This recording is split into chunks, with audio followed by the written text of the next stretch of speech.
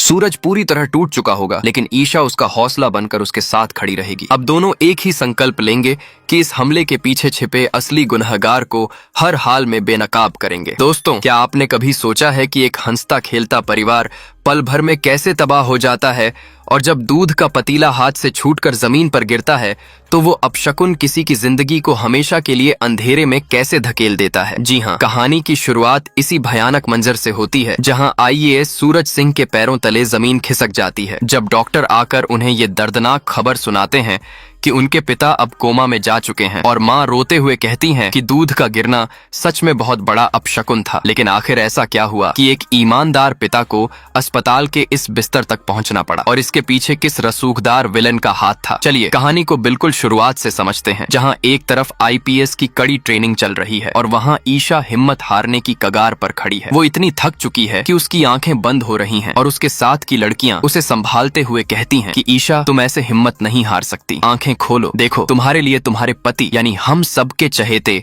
सूरज sir ने एक बहुत ही खूबसूरत पार्सल भेजा है। और जैसे ही सूरज का नाम ईशा के कानों में पड़ता है, उसके चेहरे पर एक अजीब सी चमक आ जाती है। लेकिन ट्रेनिंग का पहला दिन इतना सख्त होता है कि अच्छों के पसीने छूट जाते हैं, और वहां मौजूद लड़कियां ईशा को चिढ़ाते हुए कहती हैं कि भाई, तुम्हारी ट्रेनिंग तो बड़ी रोमांटिक चल रही है।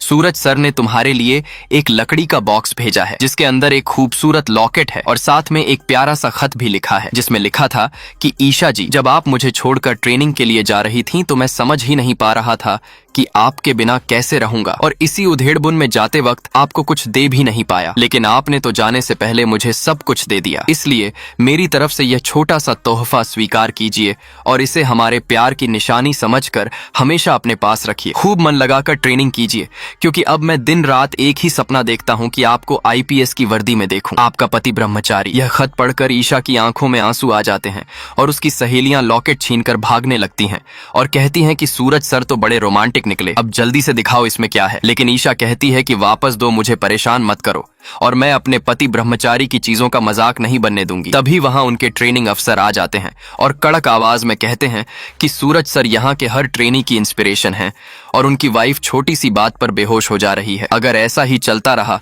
तो कल को क्रिमिनल क्राइम करके भागेगा, तो क्या तुम वहां भी बेहोश हो जाओगी? जब तुम्हारे अंदर हौसला और जज्बा ही नहीं था तो तुम यहाँ आई क्यों? अब वापस जाकर अपने आईएएस पति को क्या जवाब दोगी कि तुम फेल हो गई? यह सुनकर ईशा का दिल टूट जाता है, और वो अंदर ही अंदर हार मानने लगती है। लेकिन उसे नहीं पता कि वहां उसके घर पर एक बहुत बड़ा तूफान आने वाला है। दरअसल जोधपुर के एक मोहल्ले में बच्चों के स्कूल की जमीन को लेकर भारी हंगामा चल रहा है, जहां सूरज के पिता, जो कि एक मास्टर साहब हैं, वो अपने मोहल्ले के बच्चों का भविष्य संवारने के लिए एक स्कूल बनाना चाहते हैं। लेकिन कुछ ताकतवर और भ्रष्ट लोगों ने न सिर्फ उनकी जमीन हड़प ली है, बल्कि बच्चों के सपनों के पंख कतरने की कोशिश की है। मास्टर साहब इसी जिद पर अड़ जाते हैं कि वो उसी मोहल्ले में रहकर आमरण अनशन करेंगे, और तब तक अन्न जल ग्रहण नहीं करेंगे जब तक वो स्कूल की जमीन वापस नहीं मिल जाती। वहां मौजूद लोग नारे लगा रहे हैं कि स्कूल की जमीन हमारी है और बच्चों के भविष्य की बारी है, हम अन्याय नहीं सहेंगे और अपना हक लेकर रहेंगे। मास्टर साहब का कहना है कि इस देश में न्याय की मांग के लिए अगर एक आईएएस के पिता को अनशन पर बैठना पड़े